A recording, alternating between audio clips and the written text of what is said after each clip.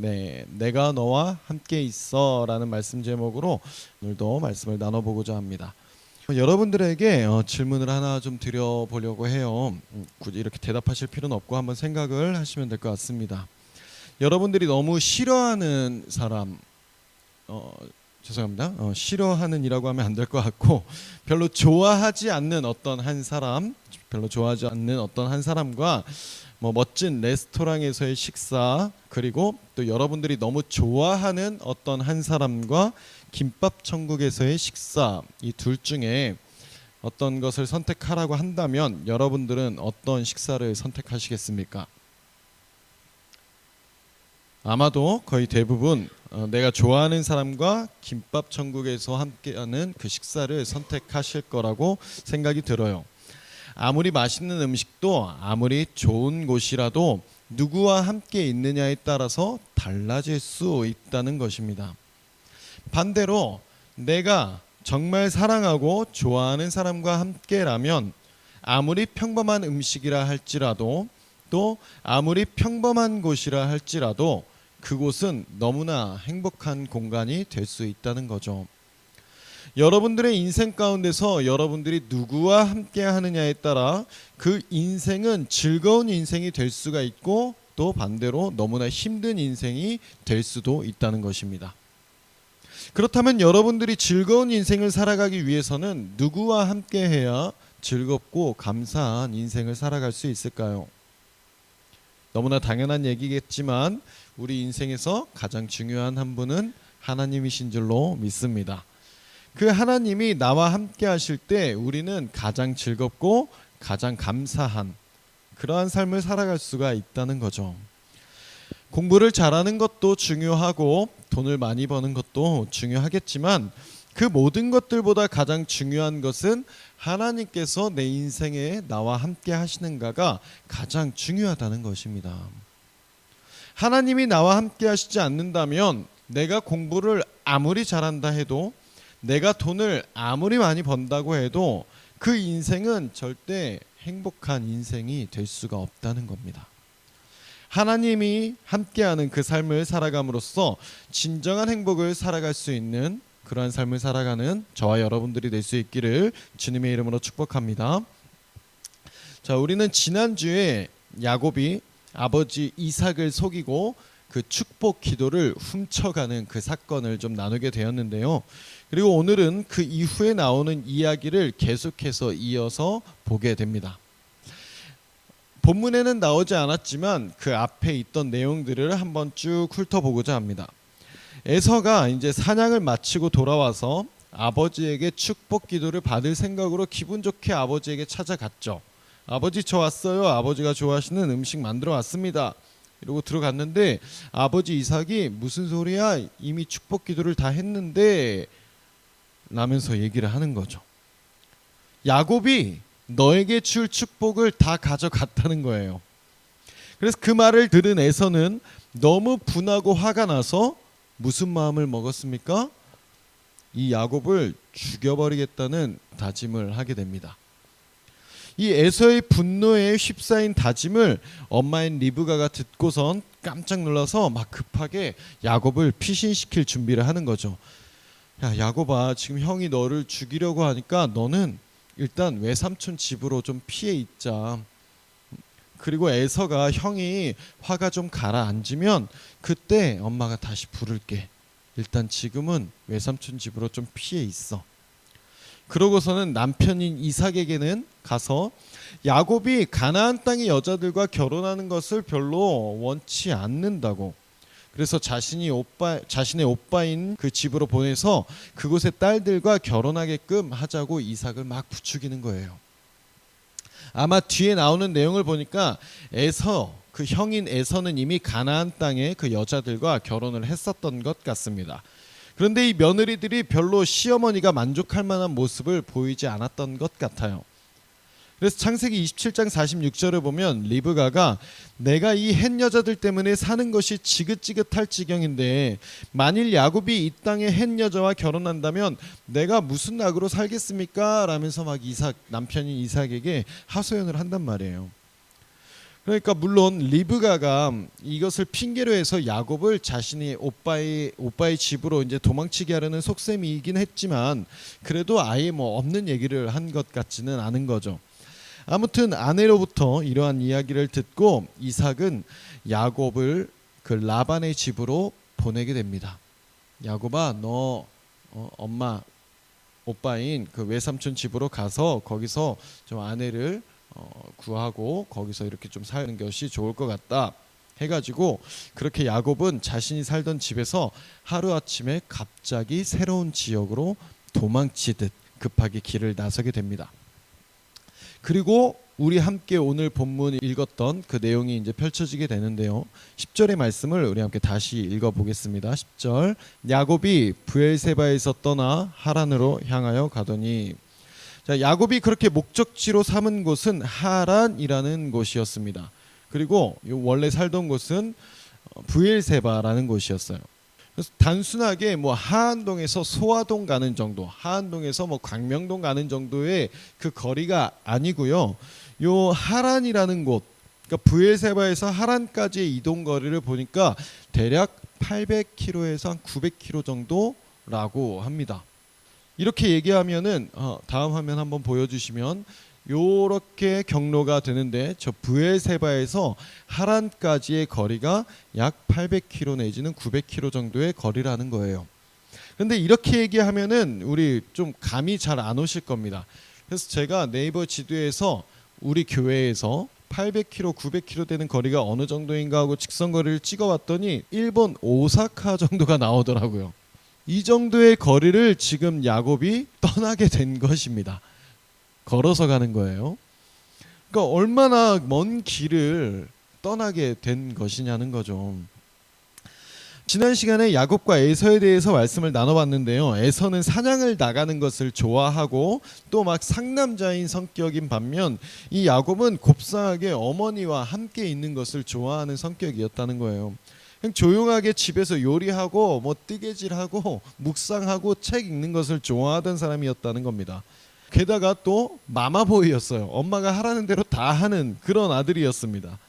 그렇게 엄마 품속에서 평온하게 살다가 하루아침에 이 먼 길을 떠나는 것이 어디 쉬웠겠냐고요. 완전 집돌이였단 말이죠. 그런데 지금 저 정도 되는 거리를 떠나게 된 그의 신세가, 그의 형편이 얼마나 힘들었겠습니까? 우리 11절을 한번 읽어보겠습니다. 11절 한 곳에 이르러는 해가 진지라 거기서 유숙하려고 그곳에 한 돌을 가져다가 베개로 삼고 거기 누워 자더니, 그렇게 길을 떠나서 하염없이 걷다 보니까 이제 날이 어두워지는 겁니다. 어디 잘 곳도 없고 해서 그냥 길거리에서 잠을 청하게 되는 거예요. 노숙을 하는 거죠. 돌을 베개로 삼고서 그곳에서 잠을 자게 되는데 그 자신의 신세가 얼마나 한탄스러웠을까요? 바로 얼마 전까지만 해도 편하게 이불 속에서 그 푹신한 베개에서 잠을 자고 있었던 것이 바로 오늘 오전까지의 그 일이었는데 하루아침 사이에 바로 이렇게 돌베개를 베고 자는 그런 형편이 되는 것입니다. 그 돌베개에 누워서 이 야곱이 무슨 생각을 했을까 한번 생각을 해보게 됐어요. 자, 생각해 보세요. 하나님으로부터 복을 받고 싶어서 그렇게 욕심을 냈단 말이에요. 아버지를 속이고 형을 속여서 자신이 원하는 것을 얻어냈습니다. 하나님으로부터 복을 받는 그 축복 기도를 받았어요. 그 장자의 복, 그거 자신이 누리겠다고, 자신이 얻어내겠다고 그런 행동을 해서 그렇게 얻어냈단 말이죠. 그런데 현실의 모습은 어떻습니까? 그 결과가 어땠어요? 그렇게 편하던 집에서 도망치듯 나와서 알지 못하는 낯선 곳에서 돌베개를 베고 자는 모습이, 그 현실이 펼쳐지게 된 것입니다. 얼마나 후회를 했겠습니까? 얼마나 자신을 돌아봤겠어요. 아, 내가 무슨 짓을 한 거지 도대체? 이러면서 별의별 생각을 다 하지 않았겠습니까? 제가 가끔 청년들이나 어떤 학생들과 이렇게 이야기를 나누다 보면 굉장히 힘든 상황 속에 있는 여러 가지 이야기들을 좀 듣게 됩니다. 그런데 그들이 하는 이야기들 중에서 아마 여기 계신 선생님들이나 여러분들도 그런 얘기를 할지 모르겠는데 이런 표현을 제가 조금 싫어하거든요. 이 고난도 하나님께서 허락하신 것이다. 뭐 이런 표현을 쓸 때가 있다는 거죠. 물론 하나님이 허락하신 고난들도 분명히 있습니다. 연단과 훈련을 위한 그 고난과 어려움의 상황들이 분명히 있기는 있는데, 그들의 여러 가지 힘든 내용들, 그 힘든 상황들을 들어보면 그건 하나님이 허락하신 고난이 아니라 자기가 선택한 고난인 거예요. 자기가 좋아서 선택한 선택으로 인해서 어려운 상황을 맞이하게 된 것인데, 그것을 마치 하나님이 허락하신 고난이라고 얘기를 한다는 것입니다. 저는 F 성향이라서 웬만하면 공감을 좀 해주고 감성적 위로를 해주는 편이다 보니까 대놓고 거기서 뼈 때리는 말을 해주지는 못하기는 하는데, 속으로는 이렇게 생각하는 거죠. 야, 그건 네가 선택한 고난이야. 여러분, 앞에서도 말씀드린 것과 같이 하나님께서 허락하시는 고난도 분명히 있기는 있습니다. 그런데 내게 어떤 고난이 닥쳤을 때 그거 잘 생각해 보셔야 된다는 거예요. 공부를 하는 선택과 게임을 하는 선택 중에서 게임을 하는 선택을 해놓고서 나중에 성적이 잘 안 나옴으로 인해 얻게 되는 그 결과는 내가 게임을 선택한 선택에 대한 책임과 결과라는 것입니다. 하나님께서 그 어려움을 주신 게 아니라는 거예요. 교회를 열심히 다니고 믿음이 좋은 그냥 남자인 애와 교회를 다니지 않는 잘생긴 나쁜 남자인 애 중에서 교회를 다니지 않는 잘생긴 나쁜 남자애랑 사귄 것은 내가 선택한 선택입니다. 그리고 그 애랑 사귀고서는 온갖 상처를 받고 힘들어하는 것은 내가 잘생긴 나쁜 남자애를 선택한 결과에 대한 내 모습이라는 거죠. 하나님께서 그 고통을 허락하신 것이 아니라고요. 다만 나의 잘못된 선택에 대한 결과로 얻게 된 그 고난 속에서, 그 망해버린 것 같은 그 상황 속에서 너무나 다행스럽게도 너무나 감사하게도 하나님께서는 그 일들을 통해 선하신 하나님의 능력과 인도하심으로 아름다운 결과로 바꿔주시기는 한다는 거죠. 그래서 우리가 감사할 수 있는 것인데, 그 고난을 가지고서 이거 하나님께서 허락하신 고난이야 라는 생각은 하시면 안 된다는 거예요. 야곱이 지금 편안한 집에서 도망치듯 나와서 그 800km나 되는 그 지역까지 먼 타지로 떠나게 된 것은 하나님이 허락하신 고난은 아니라는 거예요. 자기가 꾀를 부리고 자기가 선택했던, 자신의 지혜로 일을 벌였던 일에 대한 결과로 얻은 모습인 거죠. 돌베개를 베고 자게 된 그런 망해버린 것 같은 상황은 하나님의 허락은 아니었습니다. 자신의 지혜로 형이 받아야 될 축복 기도를 빼앗음으로 얻게 된 자신의 선택에 대한 결과였던 거죠. 그런데 참 감사하게도 그런 야곱에게 하나님께서 나타나 주시는 거예요. 그리고 야곱에게 말씀해 주시는 거죠. 우리 14절의 말씀을 함께 읽어보겠습니다. 내 자손이 땅의 티끌같이 되어 내가 서쪽과 동쪽과 북쪽과 남쪽으로 퍼져나갈지며 땅의 모든 족속이 너와 내 자손으로 말미암아 복을 받으리라. 여러분, 이 말씀 뭔가 좀 낯이 익지 않으세요? 뭔가 좀 많이 봤던 말씀 구절 같지 않습니까? 맞습니다. 아브라함에게 하셨던 약속의 말씀이죠. 그리고 이삭에게도 하셨던 하나님의 약속의 말씀이에요. 그렇다면 야곱은 할아버지 아브라함과 아버지 이삭으로부터 이러한 말씀을 해주신 하나님에 대한 이야기를 들었을까요? 못 들었을까요? 들었을 겁니다. 분명히 들었을 거라고요. 할아버지 아브라함 그리고 아버지 이삭으로부터 이 하나님에 대한, 하나님의 약속에 대한 이야기를 많이 들었을 것입니다. 그 야곱은 분명히 알고 있었을 거라고요. 그렇게 그 이야기를 들은 야곱은 하나님으로부터 이렇게 얘기를 듣는 거죠. 13절 말씀을 함께 읽어보겠습니다. 13절입니다. 또 본즉 여호와께서 그 위에 서서 이르시되 나는 여호와니 너의 조부 아브라함의 하나님이요 이삭의 하나님이라. 내가 누워있는 땅을 내가 너와 내 자손에게 주리니.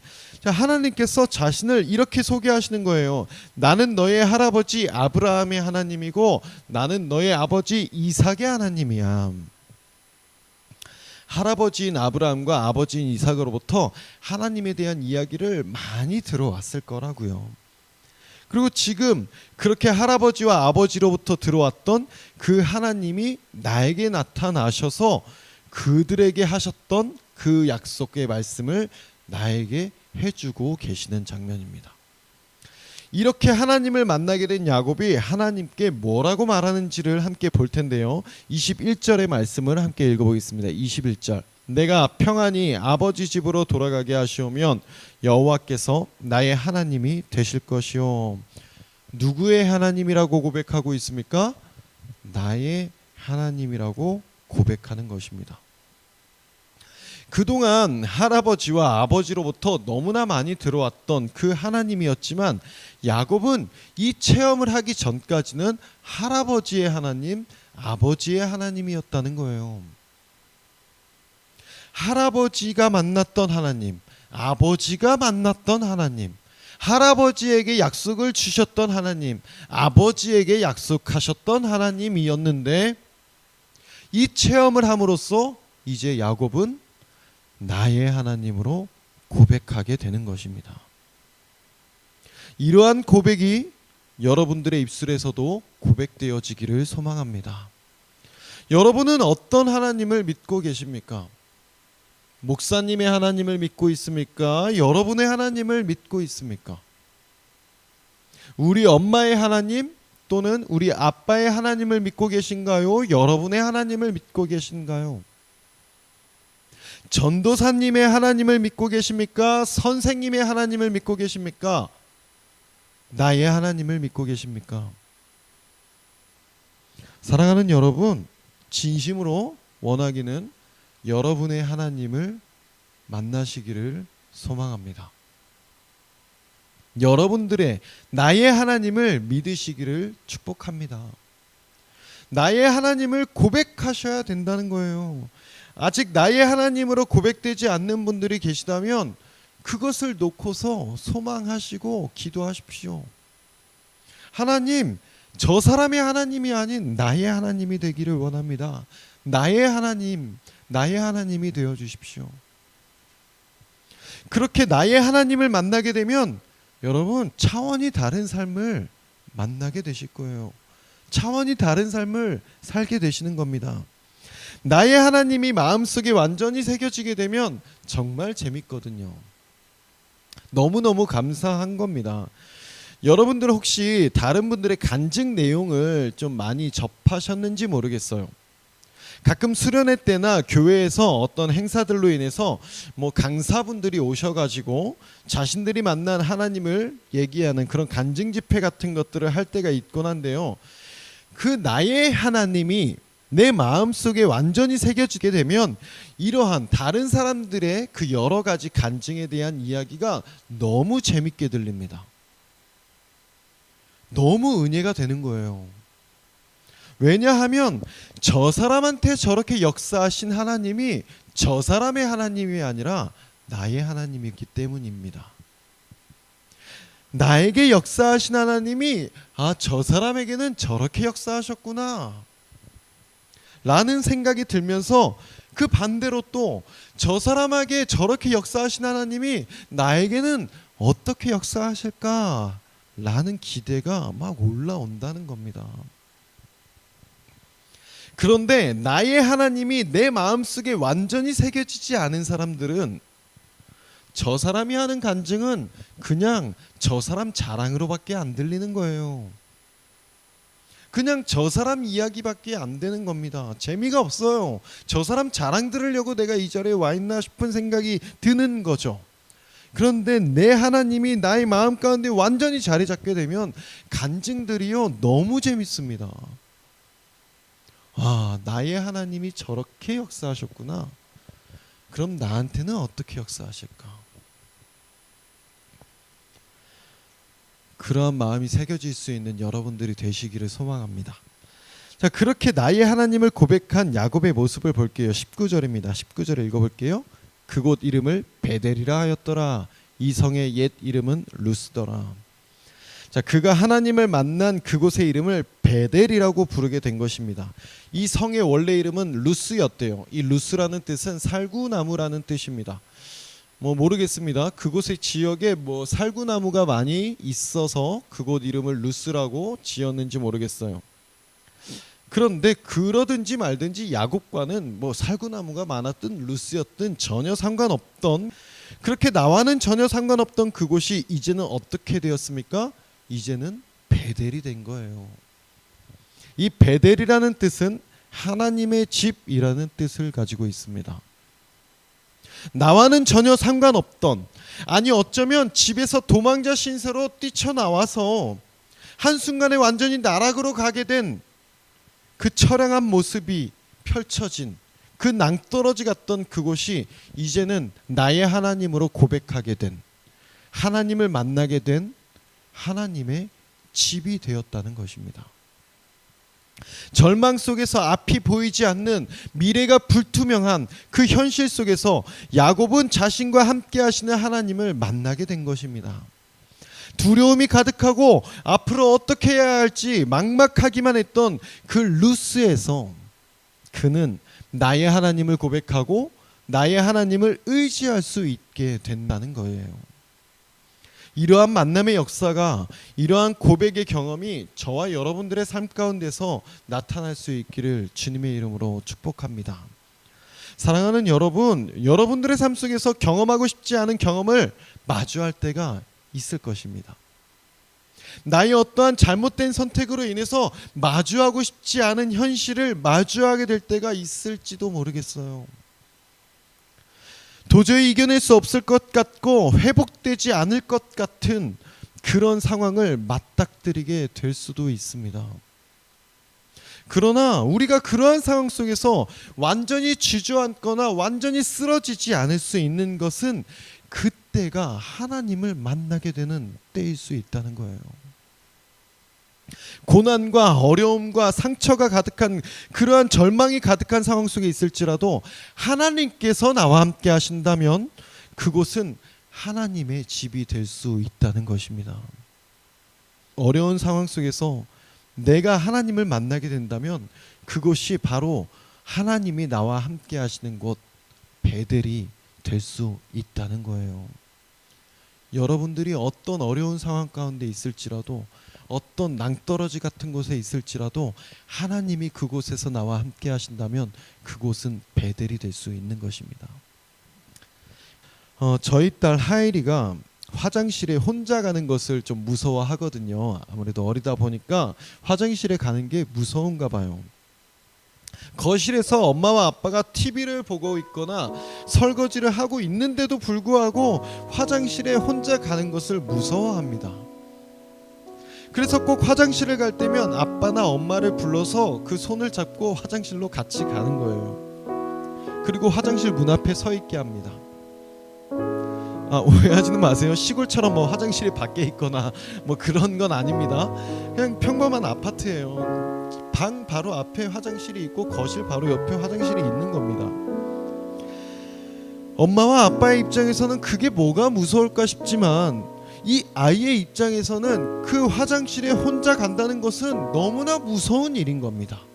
너무나 두려운 일인 거예요. 그런데 이 아이가 그 무서움을, 그 두려움을 극복할 수 있는 방법이 있는 겁니다. 그것은 엄마와 아빠가 나와 함께 있다는 것을 아는 거예요. 내 눈으로 화장실 문 앞에 있는 엄마가 있는 모습을 보면 그 두려움이 사라지는 것입니다. 내 눈으로 화장실 문 앞에 내 아빠가 있다는 것을 확인하게 되면 그 두려움이 사라지는 거예요. 그 화장실에서 물어보거든요. 아빠 있어? 아빠는 대답하죠. 아빠 여기 있어. 아빠의 그 대답이 아이에게는 그 모든 두려움을 이겨내고 극복할 수 있는 힘이 되는 거예요. 가끔은 엄마와 아빠도 귀찮을 때가 있어서 야 패드 가져가, 핸드폰 보면서 가 라고 말할 때도 있거든요. 그런데 굳이 엄마의 손을 잡고 굳이 아빠의 손을 잡고 그곳을 끌고 가는 겁니다. 그 패드도 그 핸드폰도 두려움을 완전히 없애줄 수 없다는 거예요. 그러나 엄마라는 존재가, 그 아빠라는 존재가 나와 함께 한다는 것이 그 모든 두려움을, 그 모든 무서움을 완전히 없애줄 수 있는 가장 큰 힘이 된다는 거죠. 여러분들이 해결할 수 없는 그 막막한 어려움 가운데서, 그 어둠 속에서, 그 고통과 그 아픔 속에서 나의 어떤 힘과 이 세상에 있는 것들로 그 두려움이 완전히 없어질 수 없습니다. 계속해서 따라올 수밖에 없는 거예요. 그럴 때에 하나님께서 우리에게 가장 힘이 되는 말로 말씀해 주시는 거죠. 내가 너와 함께 있어. 아빠가 너와 함께 있어. 우리 하나님께서 여러분과 함께 하신다고요. 그것을 믿어보십시오. 그때의 여러분의 두려움이 사라질 수 있는 겁니다. 내가 공부에 전념하느라고, 내가 학교와 학원에 너무 바빠서 내가 목표하고자 하는 것들을 이루기 위해서 살아가는 그 바쁜 삶의 일들 속에서도 하나님은 여전히 여러분과 함께하고 계십니다. 힘들고 지칠 때 기억하세요. 하나님이 나와 함께 하신다. 하나님이 나와 함께 하신다. 다른 것 의지하려고 하지 마세요. 하나님 의지하십시오. 하나님이 나와 함께 하신다는 것을 분명히 알게 될 때에 그것이 여러분들에게 가장 큰 위로가 되고 그것이 여러분들에게 가장 큰 힘이 될 줄로 믿습니다. 그 하나님의 사랑을 알고 그 하나님의 나의 하나님으로 고백하며 그 하나님과 함께 기쁨으로 동행하며 삶을 살아가는 저와 여러분들이 될 수 있기를 주님의 이름으로 축복합니다.